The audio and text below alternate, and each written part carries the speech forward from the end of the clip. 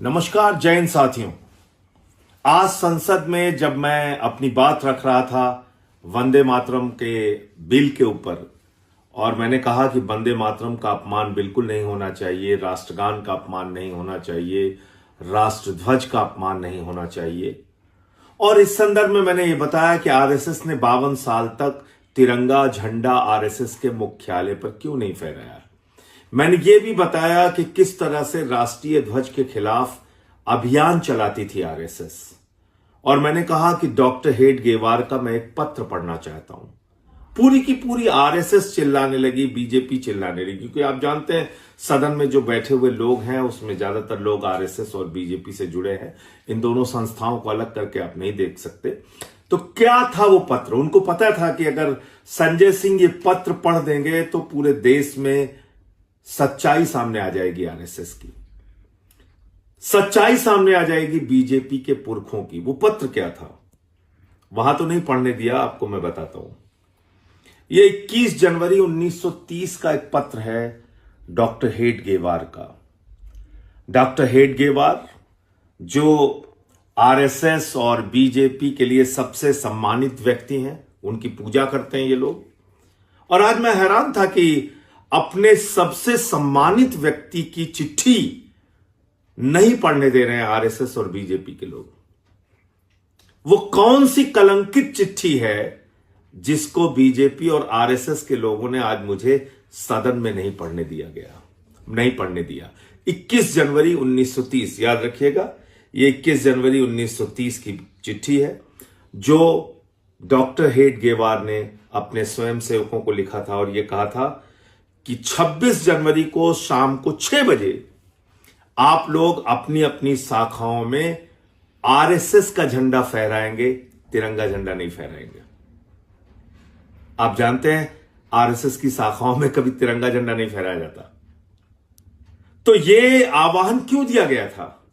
क्योंकि उस समय की आजादी के आंदोलन में कांग्रेस ने कहा था 26 जनवरी 1930 को हम पूरे देश में तिरंगा झंडा फहराएंगे। उसके विरोध में डॉक्टर हेडगेवार ने आरएसएस के स्वयंसेवकों को लिखा कि पूरे देश की सभी शाखाओं में सिर्फ और सिर्फ आरएसएस का झंडा फहराया जाएगा, तिरंगा झंडा नहीं फहराया जाएगा। यह है वो पत्र। मैं चाहता हूं आप लोग इसको देखें, और मैंने इसको ट्विटर पे भी डाल दिया है। ज्यादा से ज्यादा इसको शेयर करें, लोगों तक पहुंचाएं, इनकी सच्चाई बताएं कि किस तरह से इन्होंने देश के साथ धोखा किया है। दूसरा तथ्य जो मुझे नहीं पढ़ने दिया गया वो भी आपको बता दूं। मैंने कहा कि भाई राष्ट्रगान का भी विरोध आप लोगों ने किया, तो सारी की सारी बीजेपी और आरएसएस के लोग जो बैठे हुए हैं सदन में वो चिल्लाने लगे। और जब मैंने कहा कि भाई आपने राष्ट्रगान का विरोध किया है, मुझे बोलने दीजिए, नहीं बोलने दिया। यह है 28 दिसंबर 1949 का ऑर्गेनाइजर अखबार जो आरएसएस का मुखपत्र है। याद रखिएगा, यह ऑर्गेनाइजर अखबार है जो आरएसएस का मुखपत्र है। और इसको भी मैंने ट्विटर पे डाल दिया, इसको आप देखिएगा। इसमें क्या लिखा हुआ है आरएसएस के द्वारा? इसमें लिखा हुआ है कि what is that eastern element which the government found in Jan Gana Man but failed to discover in Vande Mataram? What is the moral sanction behind government's choice of Jan Gana Man except that it can be made an item of entertainment? जनगण मन item of entertainment के अलावा क्या है, ये पूछ रही RSS.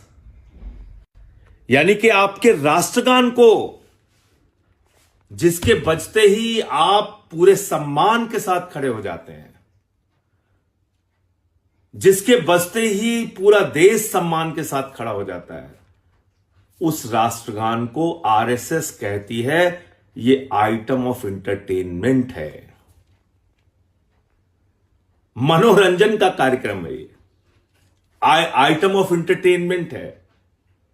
तो इसलिए अब आप लोगों को यह सवाल पूछना चाहिए कि तुम लोग कैसे देशभक्त हो, क्या है तुम्हारी असलियत, क्या है तुम्हारी देशभक्ति। इनका जो इतिहास है, इनका जो काला सच है, वो ये है कि इन्होंने आजादी के आंदोलन में क्रांतिकारियों के खिलाफ मुखबिरी की, अंग्रेजों का साथ दिया, अंग्रेजों की दलाली की। जय हिंद। इस सच को ज्यादा से ज्यादा लोगों तक पहुंचाइए।